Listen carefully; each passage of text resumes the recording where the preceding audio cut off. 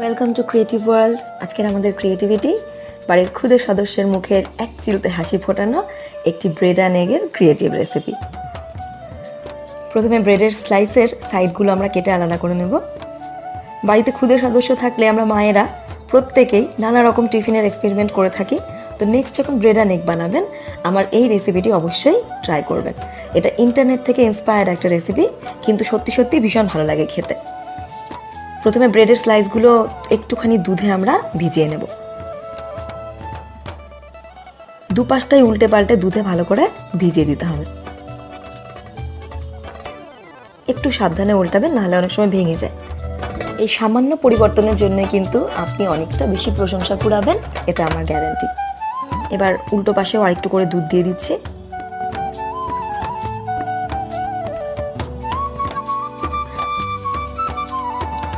এবার পেঁয়াজ কুচি, কাঁচা লঙ্কা কুচি এবং ডিম সামান্য নুন দিয়ে ভালোভাবে আমরা মিশিয়ে নেব।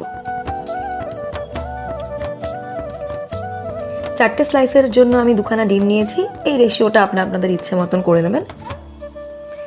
ব্রেড স্লাইসগুলোকে হালকা মাখন দিয়ে আমি সেঁকে নিয়েছি, চাইলে এমনিও সেঁকে নিতে পারেন।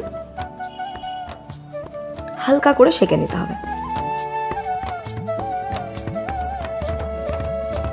হয়ে গিয়েছে। এবার সর্ষের তেল দিয়ে আমাদের এগ মিক্সচারটা দিয়ে দেব। এবার দিয়ে দেবো ব্রেড স্লাইস, যেরকমভাবে আমরা ব্রেড অ্যান্ড এগ সবসময় বানাই। এবার বানিয়ে নেব, কিন্তু ওই একটা একটু অন্যরকম স্টেপের জন্য টেস্টটা ভীষণই ডিফারেন্ট হয়ে যাবে। খুবই ভালো লাগবে খেতে এবং বাড়ির ক্ষুদে সদস্যদের ভীষণ পছন্দ হবে।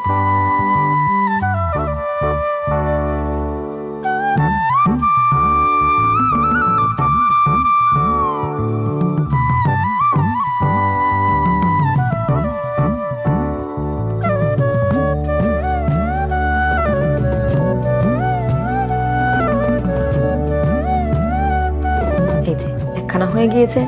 এবার এরকম ভাবেই সবগুলো ব্রেড স্লাইসকে আমরা এগ অ্যান্ড ব্রেড করে নেব। আমার বাড়ির ক্ষুদে সদস্য একটু ঝাল খেতে পছন্দ করে বলে আমি কিন্তু কাঁচা লঙ্কা দিয়েই করছি। আপনারা চাইলে কাঁচা লঙ্কাটা স্কিপ করে যাবেন।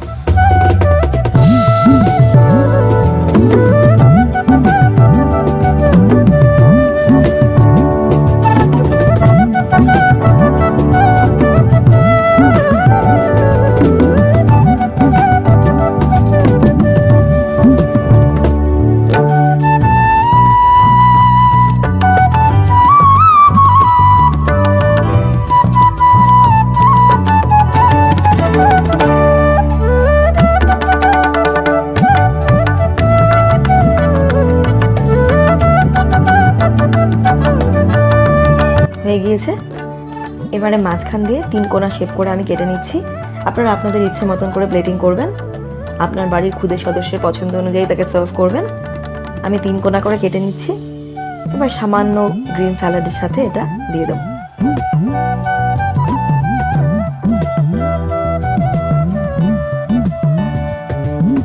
সাথে পছন্দসই টমেটো কেচাপ। ব্যাস রেডি টিফিন। ট্রাই করবেন, ভালো থাকবেন।